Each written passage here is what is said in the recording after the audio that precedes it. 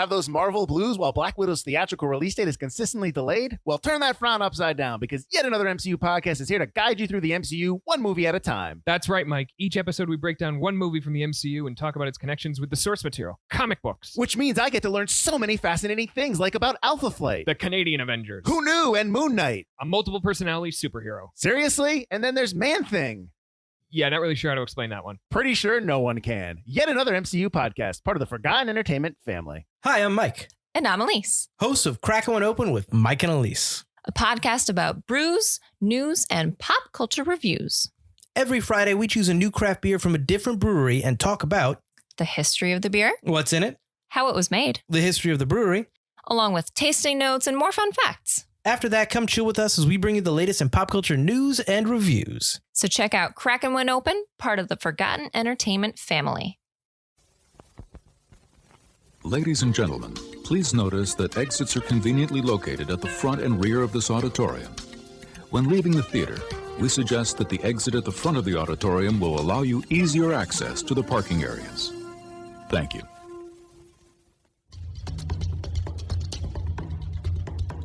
Boom! I guess I like sports movies. Yeah, like real creepy like. Did you notice him with his pants down? Oh, with his pants down? Yeah. I just noticed somebody was there. Yeah. No, his pants are down. He's taking a dump? And I'm thinking to myself, I want to do the secret cabal stuff. I don't want to just go and drink. You still got to wear a cloak and stuff. No. I want the real cabal stuff. Like I want the stuff where we're controlling the world. I want the signet ring. You know what? Screw that. Hi, I'm Mike Field. Good, I'm Mike Butler. And you're listening to the Forgotten Cinema Podcast. Each episode, we highlight a film that, for a variety of reasons, was forgotten by audiences. Whether it's because a more popular movie was released at the same time, or the movie simply didn't catch on with an audience in its initial run. We'll discuss what we love about the movie, or perhaps don't love about it, but we'll always recommend you revisit it. If you enjoy our podcast, please feel free to rate, review, and subscribe on Apple Podcasts, Spotify, Amazon Music, or wherever you're listening to this podcast now. Nice. You threw an extra one in. I did. Nice. Listen, because it's an ever-changing environment. It's an ever-changing world. How you doing? I'm doing all right. So what movie we doing today? Oh, we are doing the 1991 comedy film, What About Bob? Okay. Usually that's where you come in now with the synopsis. I just really don't like it. Yikes. Off to a good start here. Dr. Leo Marvin, an egotistical psychotherapist in New York City, is looking forward to his forthcoming appearance on a Good Morning America telecast, during which he plans to brag about Baby Steps, his new book about emotional disorder theories, in which he details his philosophy of treating patients and their phobias. Meanwhile, Bob Wiley is a recluse who is so afraid to leave his own apartment that he has to talk himself out the door. When Bob is pawned off on Leo by a psychotherapist colleague, Bob becomes attached to Leo. Leo finds Bob extremely annoying. When Leo accompanies his wife Faye, his daughter Anna, and his son Siggy to a peaceful New Hampshire lakeside cottage for a month-long vacation, Leo thinks he's been freed from Bob. Leo expects to mesmerize his family with his prowess as a brilliant husband and remarkable father who knows all there is to know about instructing his wife and raising his kids. But Bob isn't going to let Leo enjoy a quiet summer by the lake. And then there's more, but I'm not reading. That's the synopsis you chose? That's terrible. All the other synopses were even longer. Listen, you just type the name of the movie and synopsis into Google and it pops up for you. And that's it. That's the one you read. It usually pops up the IMDb one. That's the one you read. I'm reading the IMDb one. You're reading the bad one. All right, well, before we move on, let's talk about, this was a recommended suggestion to us by my cousin, Stephanie. So she tossed this out there, I think maybe a few seasons ago. We had it written down. So before we start, let's hear from my cousin and find out why she wanted us to talk about What About Bob? So I picked What About Bob because it was the first movie I thought of when asked about movies that were forgotten. I think it's the funniest. I watch it every year. I think it's great for the family. I think it's bust out laughing. The cast is amazing. Bill Murray, I'm sorry, is just funny every single time the guy delivers. And I think because the movie's so old that people don't remember it, but it's such a good movie to turn on to the next generation and the next generation. No matter when you put it on, everybody sits down everybody has a good time and everybody has good laughs, right? So that's my thoughts. Good stuff. Good stuff. Oh man, that Thanks, was Stephanie. amazing. That Right? was great. Right? That Yeah. was so good. All right. That enough. really changed All my right, opinion. All right. What about Bob? Enough. What about Bob is 99 minutes long. It's rated PG, Butler. Production budget of $35 million. Its opening weekend, it did $9 million. Domestic 63, worldwide 63. This is the 19th ranked box office hit of 1991. Woo! Enough. Its release date was Friday, May 17th, 1991. The production company was Touchstone Pictures and Touchwood Pacific Partners, which is basically Disney, and distributed by Buena Vista Pictures, which again is Disney. So this is just Disney. Disney. Seems like they make Why every isn't movie. this on Disney Plus? Not yet. Ooh, it's I don't know. Well, it's PG, but maybe they consider it PG-13 now because it's got a lot of, Yeah, it's not PG. which is whatever, but it's probably a PG-13 film. Anyways, this came out on the same weekend as Stone Cold and Mannequin on the Move.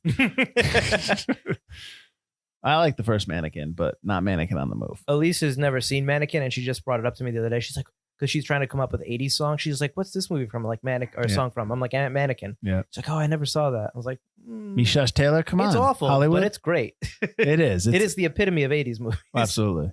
On the 24th, you had Hudson Hawk, which is show that two? season 1. Oh, wow. Season 1? Yeah. Season 2. It's like episode 7, I think. That's right. So you had Hudson Hawk the week after on the 24th. You also had Backdraft, which is a great movie. Only the Lonely, Thelma and Louise, Drop Dead Fred, Madonna, Truth or Dare, and Wild Hearts Can't Be Broken. I would assume that this is when, in the early 90s, the beginning of the summer season was more towards Memorial Day weekend. Right. Now it's the first week in May, sometimes April, whenever we return back to normal.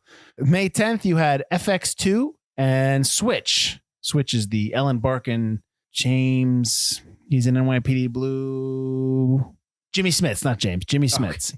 They switch bodies pretty much, like vice versa, Freaky Friday situation. basically. Yeah. You had talked about FX just a couple of episodes ago. This is FX2. You should watch. I can't vouch for FX2 because I only remember the ending of FX2, but FX is actually a pretty good movie and you should see it. It's 80s. It's straight 80s, That's cool. but you should see it.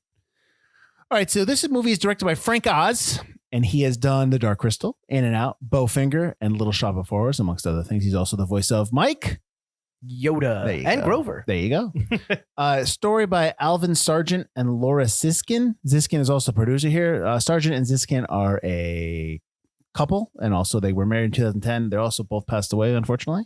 So Sargent has won 2 Oscars, one for Julia and the other for Ordinary People. He's also nominated for an Oscar for Paper Moon, and he also wrote Spider-Man 2, Butler. Nice. Ziskin has produced more than written. So she has produced the movie DOA, which is what we did a couple weeks ago. Just a few. No Way Out, and then she's actually produced all the Raimi Spider-Mans. No Way Out is with Kevin Costner and Gene Hackman. I don't know if you've seen that. I have seen that. That's a very good movie. Yep. Screenplay by Tom Schulman. He won an Oscar for Dead Poet Society. He also wrote Medicine Man, Honey, I Shrunk the Kids as well. Cinematography by Michael Balus. He passed away about 3 years ago, excuse me. He was nominated for an Oscar for Broadcast News, for Fabulous Baker Boys, and Gangs of New York, all nominations. Composed by Miles Goodman. He did La Bamba, Problem Child, and The Super. I think The Super's with Joe Pesci. I think you're right, actually. Yeah. And then edited by Ann Coates, who passed away a couple years ago. She won an Oscar for editing in Lawrence of Arabia, and she's also nominated for Beckett and The Elephant Man, In the Line of Fire, and Out of Sight, all nominations. So Bill Murray plays Bob Wiley, if you haven't guessed it. He was nominated for an Oscar in Lost in Translation. He's also in Ghostbusters, Tootsie Stripes. You had Richard Dreyfuss as Leo Marvin. He won an Oscar for The Goodbye Girl, and he was nominated for Mr. Holland's Opus. And he's also in this movie called Jaws. I don't know if you ever heard of it. Julie Hagerty plays Faye Marvin, his wife. Julie Hagerty will forever be known as a person from Airplane, as Elaine from Airplane and Airplane 2, the sequel. I'm sorry. The Airplane, I didn't realize Airplane is her first movie. Oh, it was her first Yeah. one? That is the only time. Anytime I see her on screen, and she could be in like the super dramatic of dramatic roles, she will always be Elaine from Airplane. She's also in a movie called Noises Off, which Butler never heard of before. Nope. Which I put on the list, and Just Friends.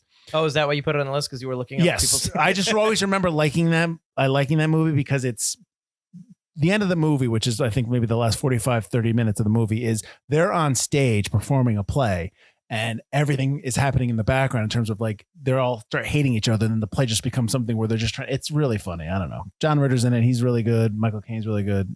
I think you would like it.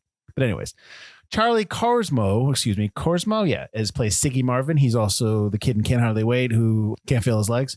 He's also in Hook. But he's actually a big time lawyer right now, so who cares what movies he's in? He's doing God's work right now. Kathryn Erbe is Anna Marvin. She plays the daughter. She is in Law and Order: Criminal Intent. If for those who have listened to the show before, you know how much I love that TV show. She's also in Stir of Echoes, which is an episode we did in season 1 as well, and the movie Kiss of Death. Tom Aldridge as Mr. Gutman and Susan Willis as Mrs. Gutman. That's the couple that hate Leo because he bought their house. Aldridge was in Intolerable Cruelty, Cold Mountain, and Batteries Not Included. And Willis was in Uptown Girls, which is a movie we did. The Majestic and The Faculty. Fran Brill as Lily, which was Leo's sister. She's also in Midnight Run. She's in the TV show. She's in Sesame Street, basically. And she's also in the movie City Hall. And then I of course, I'm a big Sopranos fan. So when I saw Aida Turturro in that movie as the prostitute picks up the phone, I was like, hey, Jackie. But anyways, okay. So that's my credit right there. It's not you. It's me. It's me. It's totally me.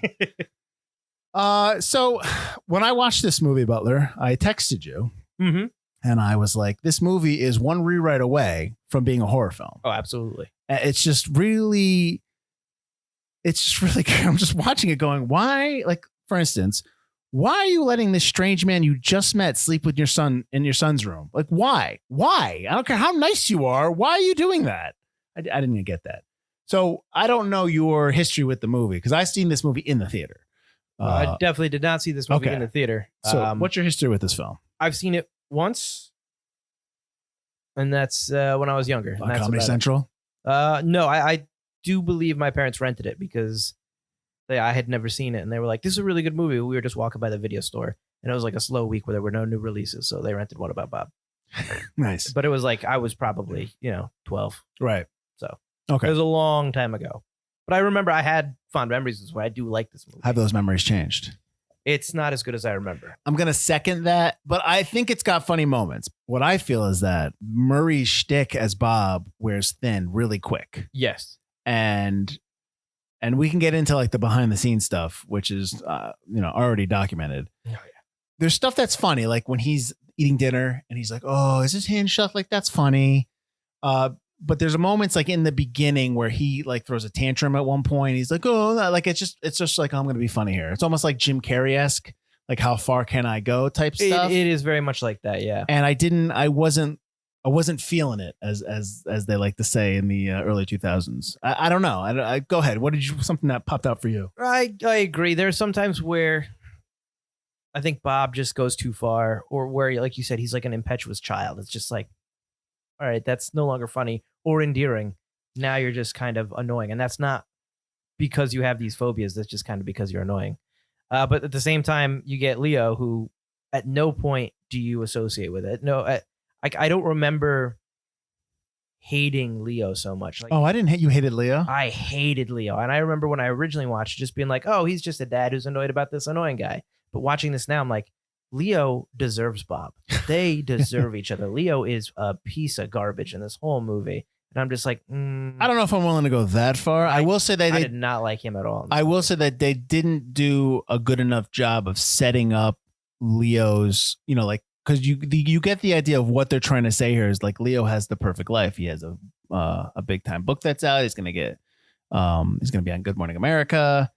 His family loves him. They're going on vacation. And like he's living the dream, that kind of thing. You get that idea. Like that's what they want to say, but they don't set that up real well. I get that he's got all these things, but I don't get that he deserves all these things. No. And I don't get that he has his perfect, like, I don't get that he's a good husband or a good father or a good psychiatrist. Right. It seems like he's a awful psychiatrist. Well, I love the scene when he's talking to Bob and he's looking for the book and the book is on the shelf below him and there's like 8 of them or 20 of them. And he's like, there's a book over here. And he's like, oh, here it is. I charge him $28.95. Yeah, that was great. That was great. I think this movie is wholly dependent upon the performance of Bill Murray to make you laugh. And obviously Richard Dreyfuss to react and to kind of quote unquote, the straight guy losing it, losing everything, as you say. Right. Yeah. But to your point about Bob, his behavior is not somebody like the family members, the wife. Quite honestly, it's only the family, because he takes him to the hospital to commit him, and they fall under his spell because he's cracking jokes. Right. But it's just the family that's interacting with Bob. Even like when the daughter takes Bob sailing, and that whole scene, we're like, I'm sailing. Like, what are the other people thinking? You like, never get to see that. Right. Right. It seems like everybody else is falling under the spell of Bob, which makes it ridiculous because he's clearly, like you say, pushy and shovey and impetuous, and nobody else picks up on this. Even his secretary in the beginning picks up on it. Mm-hmm. You know what I mean? Like, and his old doctor picks up on it. His old doctor. Yeah. Yeah. I'm free. Yeah. But like nobody else. I mean, I get like, let's, before we keep going. Yes, it's a comedy. Yes, there's a suspension of disbelief. Mm-hmm. In order for this to work, we have to understand that people are just seeing beyond that. They don't see what is in reality. But then again, it's tough for us to kind of buy into the comedy when it's not earned. I guess maybe I should say that. Yeah, but I mean, you get a bit of it when Faye finally goes, you know what, Bob, I think, it's best that you stay away. And she does kind of understand it's going to be tough to get Bob to go. Mm-hmm. I think they just see Bob as this really nice guy that needs help. And I think that Maybe Leo no longer sees that. Maybe he's completely jaded by too many patients. But like you said, the setup isn't there for that. Yeah. But instead of a setup of like he has his perfect life, I'd like to see the setup where he's an actual good doctor. Because right now, he's a shit doctor and a shit person. Well, you've only had really tough. You've only had one patient to see him work with, though. Exactly. That's the problem. That's what I'm saying. Yeah. There's no introduction of Leo. There's an introduction of Bob, but there's no intro of Leo except when you first see him on the phone. Yeah. Your intro of Leo on the phone is being like a snobby douche to his wife. Yeah. And it's just like, I'd rather have it open on him in another session with another patient. Well, I think also what you probably want there is at the end, you do want some kind of introspective from Leo, realizing that he has behaved badly and that he apologized to us. He tells his family, I'm so sorry. Like you want that and you don't have that. Oh, do we want to get into the ending already? No. I'm saying to pay off what you're talking about in terms of learning a lesson. Yeah, the ending is awful in this movie. Okay, well, I wasn't going there yet. I was just, let's not get there yet. Okay, I was just saying that's what you're looking for. Yeah. Although there are still lines that I like in this movie. And one of the lines I like is when he finds out Bob commits suicide and Leo's like, he committed suicide. Oh, that's awful. Oh, well, let's not let it ruin my vacation. He just goes back to sleep. Yeah, that made me laugh. There are two types of people in this world. Those who like Neil Diamond and those who don't. She likes Neil Diamond. I also like when he gets in the elevator. Baby steps in the elevator. Baby steps. Because the whole thing is baby steps. So he says the baby steps. And he finally gets in the elevator. Filled with people. Starts going down. You just hear baby steps in the... all the way down. But then again, you never see that payoff where everyone runs out of the elevator. Like, you know what I mean? Like, I don't think I need to see that because know what you. But I'm going to everyone else's reactions around Bob and his behavior. You don't see it all. You know what I mean? You see it at the diner. You see everyone at the edge, all annoyed, and I think you see it one other time as well, don't you? Oh, the bus, when he's on the bus going to New Hampshire. True. Everyone's moved to the front of the bus, and he's the only one in the back of the bus. Mm-hmm. Yep. Still almost vomiting. False alarm. How about that he has Gil in a jar on his neck the whole time? Yeah, I know. I know. I will say this, though, that the way Bob is now, it's almost like half of the world, or probably 75% of the world, is Bob right now in 2020. Oh, that's good the whole time. Bob has the right idea there. Yeah. Absolutely. There was a note we can go into kind of like behind the scenes stuff where Frank Oz I saw a couple of times where he was like, Bill was scared to death to work in the city, which makes absolutely no sense. Yeah, I read that too. He did Saturday Night Live. Yeah. He lived in the city. Yeah. Come on. I mean, he and I want to maybe bring it to the point where the behind the scenes stuff, Murray likes to have. It's almost like we look back at Bill Murray and we hear stories of Bill Murray and what he was. And it was just like, oh, that's just how he is. That's how he is. But it's like, he's not great on set and he's not great to the people around him. Oh, no. Yeah. So which one do you want to talk about? How about him throwing his producer in the lake? Yes. So let me read this. This is straight from IMDb or Wikipedia. I don't know. So producer Laura Ziskin recalled having a disagreement with Bill Murray, which led to her getting tossed into the lake by him. She confirmed in 2003, Bill also threatened to throw me across the parking lot and then broke my sunglasses and threw them across the parking lot. I was furious and outraged at the time, but having produced a dozen movies, I can safely say it is not common behavior. Bullshit. If that happened now, he'd be fired. He'd be fired. The fact that she puts up with it, I don't know. Everybody seems to put up with it, just going, it's Bill. Yeah. It's almost like Bill Murray gets his pass, like being like this Andy Kaufman type figure. Right. Yeah. Which, I mean, I'm not saying, hey, listen, I'm not saying let's cancel Bill Murray. Oh, not at all. But yeah. I am saying let's not forget that, bad behavior is bad behavior. And, I've never heard anything where he said, like, listen, I was a jerk. I'm sorry. Even when he talks about him and Dreyfuss, he makes it sound like it's all part of his method. Right. Which is kind of BS, because if Dreyfuss is still holding firm on, Well, even Dreyfuss is now, listen, I had my disagreements with Bill Murray, but I still watch his movies, and I think he's one of the funniest people around. I think Richard Dreyfuss's issue with him, he did annoy him. Richard Dreyfuss's issue stemmed from an issue when Bill got drunk on set and threw an ashtray at his head. Right. So how much of that was Bill Murray having an alcohol problem, and then how much of it is just more him being funny? Which is understandable. That happens, obviously especially we're talking old school SNL people. I don't know a single one of them that doesn't have a substance abuse problem. I got you. No, I get that. It's a different time. This movie's 30 years old. Yeah. 30 years old. But still, regardless, I mean, you'd like to see some kind of capitulation in terms of looking back. I mean, if I behave badly and 30 years later, it's brought up to me, I'd be like, yeah, I just stupid, just dumb. And, but whatever. Whether that's something that should reflect or shade how you view this movie, I don't think it should. You should just view the movie on the merits for what it is, but we should not talk about it because it didn't happen. Well, I think that stuff still happens with Bill Murray. You still hear stories where he does certain, like, I know that after Mahershala Ali won the Oscar for Best Actor, Bill Murray came up to him and said, congratulations, and poured a cup of vodka over his head. Yeah. And even Mahershala was like, but that's Bill Murray, man. That's just Bill Murray. Yeah. And it's like, oh, fuck that. Yeah, I'm sorry. Yeah, I don't know. Like, I don't know how to respond to that. I mean, at the same time, I'd be interested in meeting Bill Murray because he seems like an interesting guy. If he listens to this episode, he's going to pour stuff all over your head, Butler. Oh, man, that's fine. So let me just retract. Bill Murray, you're great. That's the thing. I think that's why he gets a pass, is because he's so... Come on, man. I don't know. Come on. Unless he clues everyone in on the joke, listen, it's all a game. It's all entertainment. And they're like, yeah, no problem. I mean, unless that's when we're not, you know what I mean? And this is kind of like you said, Andy Kaufman style. Like you're not privy to the joke, kind of like Christian Bale in The Prestige. Like it's all a performance, like that kind of thing. But Kaufman never apologized either. That's the thing. I got you. I don't know. Yeah. Go back to the movie. I like when Richard Dreyfuss gets mad in movies. It makes me laugh. I don't know why. I think it's funny when he's losing his mind. You don't?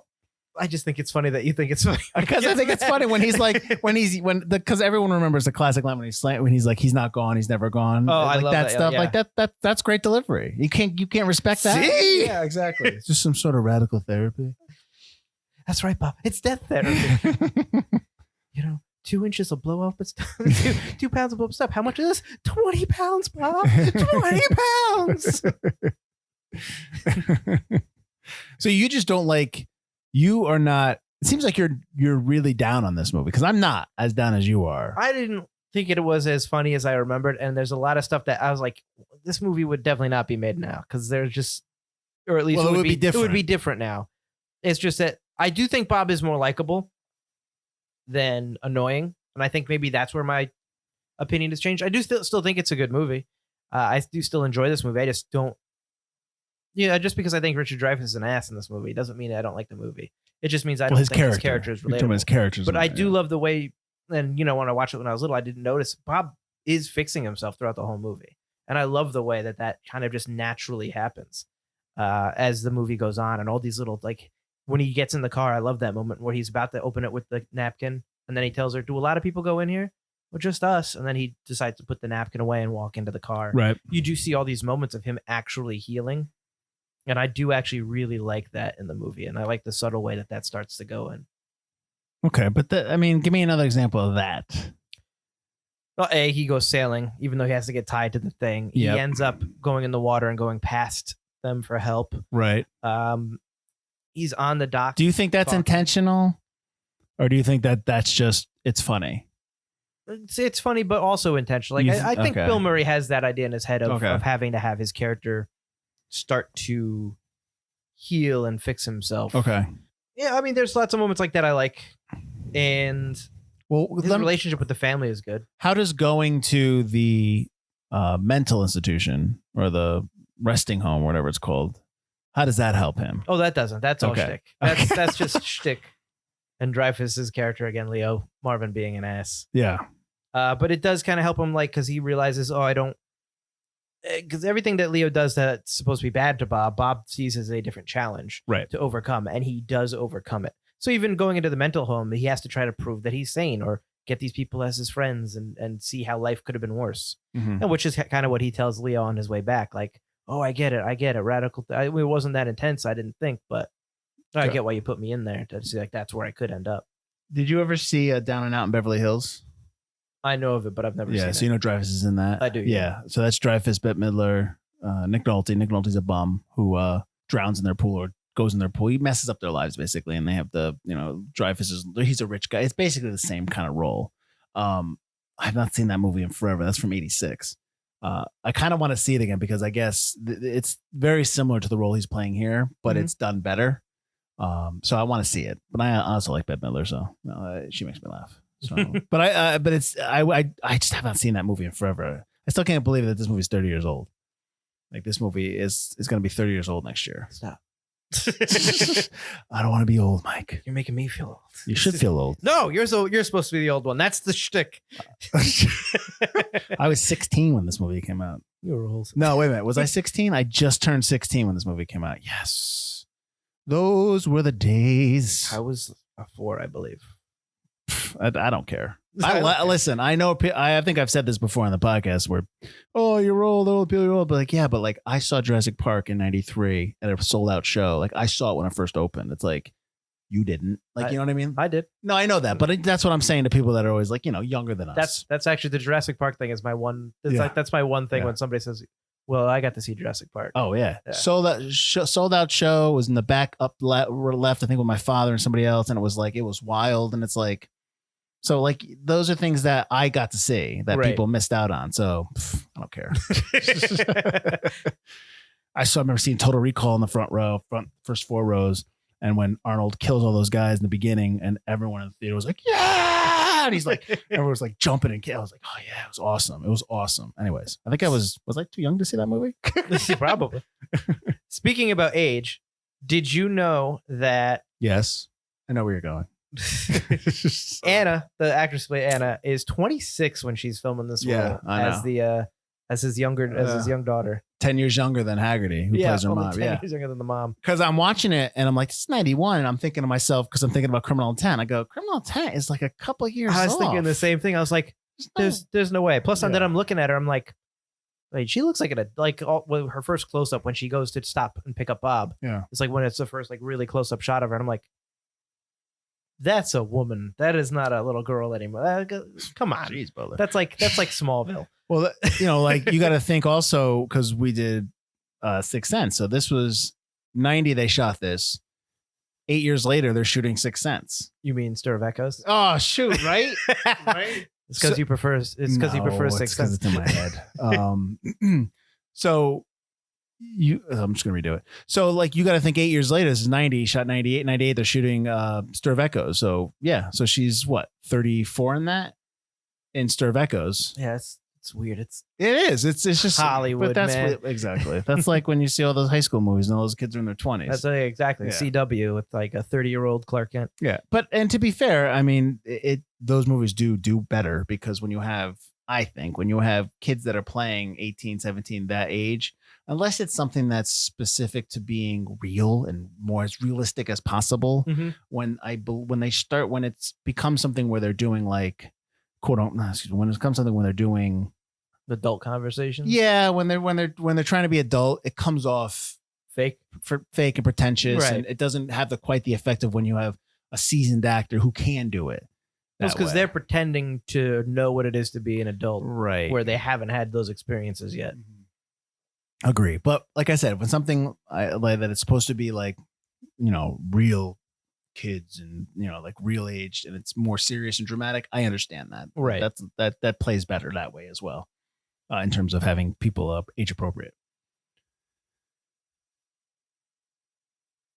So yeah. But you have a problem with Leo, and I brought it up briefly about this being a thriller. I got a problem with Faye. I question her choices about letting Bob sleep with her son. That's pretty much the only thing I'm like. That's the only thing where it's like too much. But yeah, I mean, that's definitely just, you only see that kind of weird stuff in comedy movies. true. Yeah. That kind of, well, she should let it go. She's oblivious for the sake of it's a funny scene. Right. Do you like did you find what did they say? Tourette's? Did you find the Tourette's syndrome stuff funnier now or just now? Because I found it was just like, all right. If I was a kid, I'd Sure. still think it was funny. It's not like, you're making fun of Tourette's. No, No. That's not Well, woke. I will tell you right now, it would absolutely get a knock Oh, absolutely. if it came out. Absolutely. But I hear you. Go ahead. Which I guess is called buddy syndrome now, is the better way to say it. Buddy? Buddy syndrome. What is that from? I never heard that I before. don't know. All right. It's in the note. You learned something new here. But yeah, I don't think like calling somebody booger brain or whatever it is funny to me now as when I was 12. Well, the idea is that he's faking having Tourette's so that he won't get it in real life. Like, Right. It's if like you fake faking it, a heart you won't attack. get it. Yeah. Which again, that's the scene that I was thinking about when he's like, if I, fake having it, then I won't have fake having a heart attack. And then he pretends he has a heart attack. It's like, oh, come on. You're so self-aware of your paranoia. You're not psychotic or whatever. Yeah. And, yeah. So, well, why don't we talk about the ending? Because you hated the ending. It just ends. It just ends. Well, that's how all movies do, Mike. You get They no just wrap end. up. It just ends. The movie ends, and you just get this write up about what the future holds for these characters. You get Oh, right. Leo The finally goes off the postscript. deep end, finally goes crazy, attempts to murder a man, blows up his own, ends up being pretty much responsible for blowing up his own house. Family's still with him, still cares about him. He doesn't get arrested for attempted murder. They still care about him, but not care about him enough to dress him up to go to the wedding. Yeah, he's still like just a crazy man in a wheelchair in the wedding. But is it a real wedding, or is it just a setup to because they know that Leo might snap out of it and try Really? to stop the wedding? That's what I got out of it, and you never know because then they turn around and go, "Oh, we did it!" No, it's to make it funny because he's marrying into the family and he can't get rid of him. That's just so stupid because you get there's no payoff there. There's absolutely no payoff at the end. There's no comeuppance for the character, like for Leo, who attempted to murder a man. Like, I'm sorry, Bob is annoying, but he helped you sell your book on that. How do you not see that? You froze and he saved your ass. Saved your life when you choked on food. The family likes him. He's a nice guy. He's annoying as all hell. Absolutely. Try to get rid of him, but don't try to murder him. Mm-hmm. And it's just no comeuppance for trying to murder him, for blowing up the house. The family still loves Leo for no reason at all because this dude's an ass. Well, hold on. Bob's His wife loves him. They have two children together. Of course. Come on now. It's family. You can divorce. Oh, There are geez, Butler. There are divorced families with two kids. All right. When your husband, I'm sorry, if you try to murder a man, your wife's still going to stay with you? I strapped dynamite to this guy's head. I'd like to think that I'd be a little bit better at it.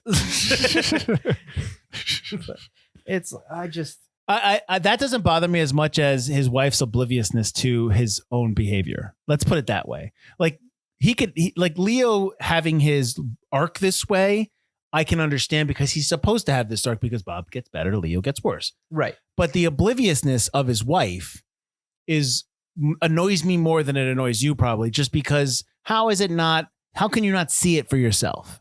You know what I mean? Oh, absolutely. That's what it bugs me when everybody is so obtuse and has blinders on just for the sake of it's funny. I think that's got kind of a 90s comedy or an 80s, 90s comedy trope, though, is the oblivious spouse. Well, I'm glad you bring that up because I'm going to talk about Liar Liar. Because in Liar Liar, which is one of Jim Carrey's more hilarious movies, he is going crazy, obviously, because he can't tell a lie. Right. But it's everyone around him sees it. His wife, he's almost going to lose his wife and his family. They all see it. the comedy, he is bringing the comedy, but everybody else is not ignoring it. It's still having an adverse effect on his life. Absolutely. Yeah. So I know what you're saying there, and I understand that. And Field, come on, Bill Murray's funny in the movie. Not you, but like, yeah. I get that. And I'm not saying he's not. But I can't put this on the same level as some other movies because other movies still do that and they actually tell a story. You still got to tell a story in a comedy. You still got to tell some kind of story to make me care about the characters. Right. There's no drama. I always expected something. You bring that up. I did expect something to turn around at some point. Like after the interview, all of a sudden everybody turns about against Leo. And all of a sudden, not just Leo continues to get mad. There's never that. The rising and the falling action, there's never a falling action. There's just always rising. It never hits a tipping point. There's never falling action. It's just kind of a straight line that goes up, and then there's a line that goes straight at the end in its conclusion. The arc is, quite honestly, the character arc is right in front of our faces. Bob comes into Leo because he needs to help Leo, but when in fact Bob is who helps Leo, and then Leo becomes a better father, a better person because of Bob in his life. Right. Like that's the arc. Right. That's the story right there. And that's not done. Him waking up at the end at the wedding is not good enough. And it's not earned, but that's the arc is right in front of your face, everybody. Like that's, so while I said before that this needed another rewrite, it could be a horror movie. This needed about 3 or 4 rewrites to make it a better comedy. Like it's a funny comedy. It's a funny 90s comedy, but I think it would last longer if the story was stronger. Yes. Okay. Absolutely.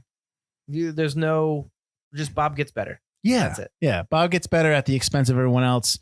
Don't worry about like Leo's not the supporting character. Leo is one of the is the main character with Bob, and Leo does not change at all. Yeah, at all. And even by the postscript, Leo's suing for the rights. Like clearly he didn't learn his lesson. Yep. Yeah. He's a bad guy at the beginning. He's a bad guy at the end.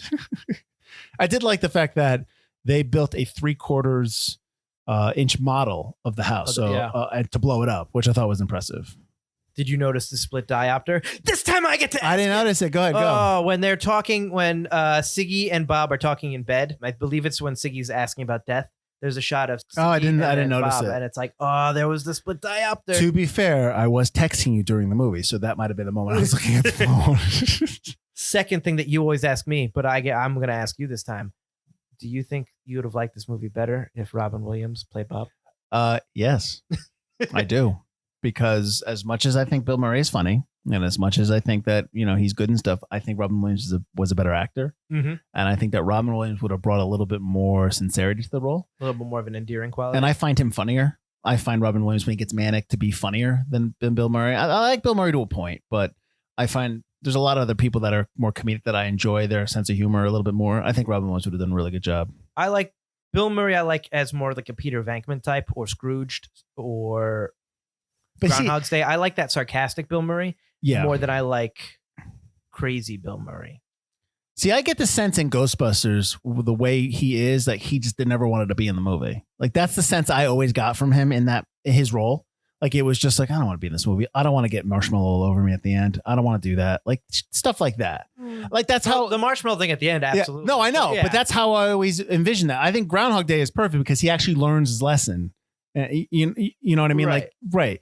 But yes, agreed. Yeah. But yeah, you're right. The manic Robin Williams is more his shtick. That's more, he's really good at that. And he's very much more endearing. His scenes with Siggy, I think, would have been much better. That would have been more sincere. You might have actually believed, okay, that you can stay in Siggy's room maybe a little bit more. Just think about him in Hook. You know what I mean? Stuff like that. Him in Hook, him in, not Big, Jack, where he's playing basically a man-child. Yeah. Right. Yeah. Even Patch Adams a little bit. Even the Patch Adams gets a knock. Listen, I'm not saying Patch Adams is great, but we're talking about his performances. Yeah, I mean, in Patch Adams, when he's talking to the kids, and he's more, absolutely. He's just more. I just find him more sincere with the children and stuff like that, and kind of delivering a little bit more of a sincere note in this story. Yeah. So no, I agree. I think Robin Williams would be better. He just couldn't do it because it was right after Dead Poet Society. No, I think he was doing another Fisher King. It was right after Fisher King. And it just wrapped, so I guess he must have had to do promotion. Do you know, I've never seen The Fisher King. I've seen parts. I've never seen The Fisher King. It's one of my parents' favorite movies. Never seen it. I've also never seen it. So you shouldn't listen to us at all, people. I think I put that on our list, though. Why? because my mom always says I should watch it. I know it's a fan. But that doesn't mean it's forgotten. That just means we never seen it. How many people have seen The Fisher King? A lot of people. He got nominated for that, didn't he? I don't know. Someone tell us if he got nominated. I'm not looking it up. Someone tell me in some snarky comment on Facebook when I put all the You guys didn't see The Fisher King, and you guys do a podcast. You guys are a bunch of. Honestly, you know what? We're at like 40 minutes into this podcast. Nobody got this far, so don't worry about it. That's right. That's right. I said it. I think it's weird that Bob hugs people all the time, but he won't shake their hands without a tissue. Well, that's because it's part of the comedy, Butler. I guess. Because we're not thinking ahead. We're not breaking down that character. It's that. Listen, we can go nitpick in terms of the performance, but that's what it is. It's just like, what's funny? What's funny here? Let's do that. That's what it is. It's not. There's no thought put into, I'm not saying there needs to be some deep character thought dive going into this movie, but you got to do some of the work. But it's all about what's funny and what's not funny. That's it. Yep. Absolutely. So now I just feel like we crapped on this movie the entire time. Would you recommend this movie? Oh yeah. as much as we crapped on it, it's still a fun, 90s comedy, early 90s comedy. It's still got really funny lines. And we were talking about Bob being immature and not handling it well. There's some times where Bill Murray does the immature stuff, but he's still kind of endearing. I still really liked Bob in this movie. I didn't find him annoying like Leo did. I mean, obviously it is inappropriate. He hunted Leo down. It's not appropriate, Bob. But I think a lot of it is pretty good. I just don't like the Leo Bob stuff. The stuff where he's trying to find out where Leo is pretty funny. A lot of the Gil stuff's funny. I like the fish. I like he's going to tell you he hasn't eaten, but don't believe him. He's a liar or whatever when he hands him the fish. It's pretty good. I like the Gutmans. Was it the Gutmans? Oh, the Gutmans. Yeah. I like the Gutmans. She never says that. Son of a bitch. She never says that. Like they're in the boat the whole time watching everything that's going down in the house because they invited Bob down. Yep. All that stuff is really good. It's just the relationship between Leo and Bob and the fact that the payoff's not there. And like we said, there's the lesson and the arc that should have been there isn't there. That's a big problem. Yeah, I think if you look at it as a movie, but if you're just watching the movie as like having a fun time, it's a fun time. If I'm writing a byline for this 30 years later, hey, what do you think about What About Bob? I'll be like, it's still funny, but it doesn't hold up. Like that's right. That's, I think, the best thing to say about it. It's got funny moments, but it just doesn't hold up on a whole. It just doesn't. One thing I wanted to point out was in the beginning, one thing I liked and one thing I didn't like. I like how they introduced all the supporting characters real quick and easy when he shows the photos. Mm-hmm. Oh, this is it. This is my wife. This is my daughter. Boom, boom, boom, boom. Done. Right. Great. Although on the flip side of that, when Bob comes back and he says, oh, you look so much younger than your photo. And she's like, oh, I always thought I did in that photo. I was like, he never told you what photo he looked at. And so how do you know? Never. She's been to her husband's office. He never told her what photo he looked at. He must have. Regardless of that, that's not my point. What I also didn't like, in the beginning of the movie, they have the goldfish swimming around, like in the credits. Oh, right. Yeah. And that's fine. But then they cut to a shot of water and they put the fake goldfish, the digital goldfish, over the water. They superimpose it and it looked awful. Yeah. Awful. And as soon as I saw that, I was like, ugh, why? So, yeah, I just wanted to bring that up. Also, Gil isn't used enough as to be the mascot of the movie. Yeah, he's in the jar and then he puts him in the water and then he pops in and out and then that's it. Yeah, after the jar, he's emptied from the jar. You never see him again. You almost think that Bob should let him loose in the lake. Be free. That kind of thing. Oh, yeah. Listen. Clearly, we need to rewrite. Make sure you feed Gil. Oh, I'm going to feed him. I'm going to make him real fat. Butler, and then I'm going to eat him. Butler. We're remaking it? I think this needs to be like Forgotten Cinema Presents, and it should be like, what about Butler? And I will rewrite this whole thing.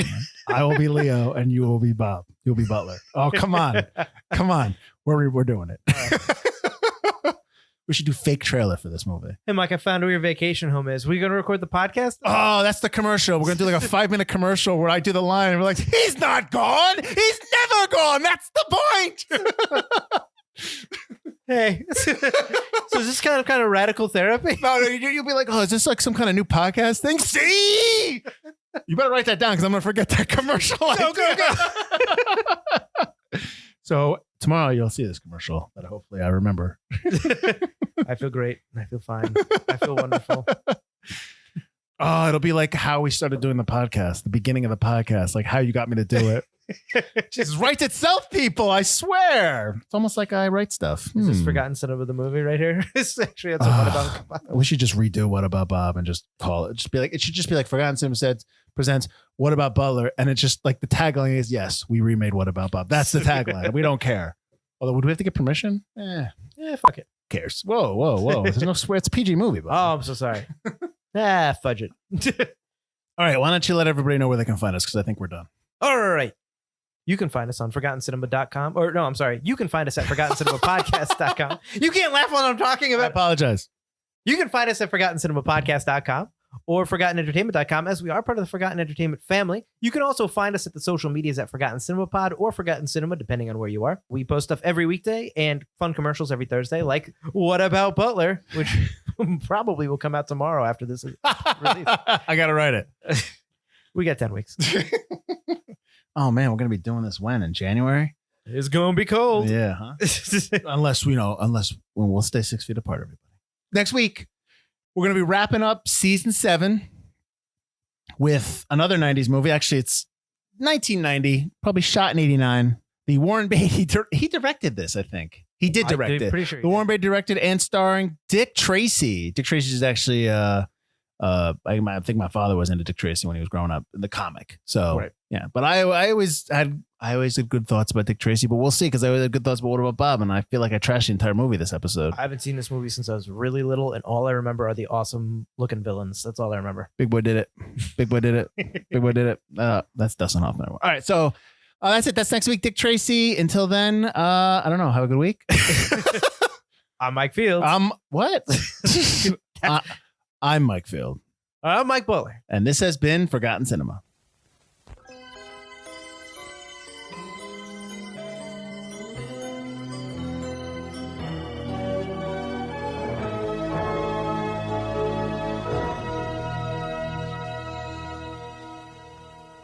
I feel great. I feel wonderful. I feel fine. I feel great. I feel wonderful. I feel fine. Baby steps. Baby steps to the laptop. Baby steps to the microphone. Baby steps to Adobe Audition. Baby steps to the stop button. Baby steps to ending the podcast.